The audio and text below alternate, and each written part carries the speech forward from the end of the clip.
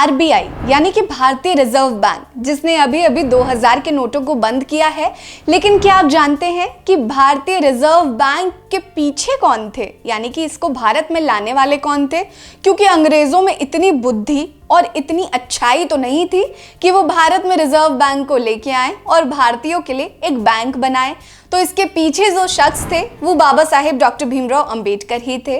भारतीय reserve bank की स्थापना 1935 में हुई थी, यानी कि आज़ादी से लगभग 12 साल पहले। लेकिन क्या आप जानते हैं कि अंग्रेजों के समय में ये बैंक अस्तित्व में कैसे आया? क्या अंग्रेज सोचते थे कि भारत में बैंक हो? नहीं, बिल्कुल नहीं, ऐसा बिल्कुल भी नहीं है। भारत में रिजर्व बैंक की स्थापना बाबा साहेब डॉक्टर भीमराव अंबेडकर के कारण हुई। अंबेडकर ही वो शख्स थे जिनके कारण ये राष्ट्रीय बैंक अस्तित्व में आया था। नमस्कार, मैं हूं आपके साथ रीटा और आप देख रहे हैं भीम सेना। आज के वीडियो में मैं आपको बताऊंगी कि कैसे डॉक्टर बाबा साहेब भीमराव अंबेडकर अंग्रेजों से लड़ झगड़ के आरबीआई को भारत में लाए, आरबीआई को भारत में अस्तित्व दिलाया था। वीडियो पसंद आएगी तो लाइक कर लीजिएगा, कमेंट सेक्शन में अपनी राय जरूर दीजिएगा, चैनल को जल्दी से सब्सक्राइब कर लीजिए। अब चलते हैं आरबीआई की कहानी की ओर। आजादी से पहले 1926 में बाबा साहेब ने हिल्टन यंग कमीशन के सामने बैंक स्थापना का मसौदा रखा था।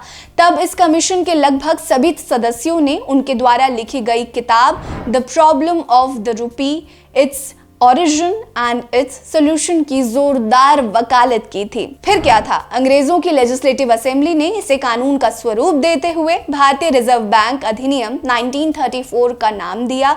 आरबीआई एक्ट में केंद्रीय बैंक की जरूरत, वर्किंग स्टाइल और उसके आउटलुक को अंबेडकर के उसी कॉन्सेप्ट के आधार पर तैयार किया गया था जो उन्होंने हिल्टन यंग कमीशन के सामने पेश किया था। इसके एक साल बाद 1 अप्रैल 1935 को भारतीय रिजर्व बैंक अस्तित्व में आया था। ध्यान देने वाली बात यह है कि जब हिल्टन आयोग भारत आया तो इस आयोग के हर मेंबर के पास बाबा साहेब की पुस्तक की कॉपी थी। बाबा साहेब हर क्षेत्र में पारंगत थे। वो 64 विषयों में मास्टर थे। कानूनविद से इतर वो विदेशों में जाकर अर्थशास्त्र की डिग्री प्राप्त करने वाले पहले भारतीय थे। उन्होंने लंदन स्कूल ऑफ इकोनॉमिक्स में 8 साल की पढ़ाई को सिर्फ 2 साल 3 महीने में पूरा कर लिया था। इसके लिए उन्होंने प्रतिदिन 21 घंटे पढ़ाई की थी। आपको जानकर आश्चर्य होगा और शायद आपको ये पता भी होगा कि हर विषय में अच्छी खासी पकड़ रखने वाले अंबेडकर विदेश जाकर अर्थशास्त्र में डॉक्टरेट यानी पीएचडी की डिग्री हासिल करने वाले पहले भारतीय थे। बाबा साहेब का अर्थशास्त्र पसंदीदा विषय था। वो विद्यार्थी जीवन से ही अर्थशास्त्र विषय में प्रभावित। उन्होंने अपनी ग्रेजुएशन से लेकर पीएचडी तक की पढ़ाई अर्थशास्त्र विषय में ही की और वो भी दुनिया के श्रेष्ठतम विश्वविद्यालयों से। अर्थशास्त्र के विभिन्न पहलुओं पर उनके शोध उल्लेखनीय हैं। लेकिन बाबा साहेब अंबेडकर को केवल दलितों एवं पिछड़ों के मसीहा तथा भारतीय संविधान निर्माता के रूप में प्रस्तुत किया जाता है, जो सही नहीं है। ऐसे में उन्होंने भारत के भविष्य को लेकर भी पहले ही अंदाजा लगा लिया था और बाबा साहेब की उसी दूरदर्शिता के कारण अंग्रेज भारत में बैंक खोलने पर सहमत हुए थे। 1935 में स्थापना के बाद 1937 तक भारतीय रिजर्व बैंक का केंद्रीय कार्यालय कोलकाता में था, लेकिन 1937 में ये मुंबई में शिफ्ट हो गया। पहले ये अंग्रेजों का निजी बैंक हुआ करता था, लेकिन 1949 में ये भारत सरकार का उपक्रम बन गया।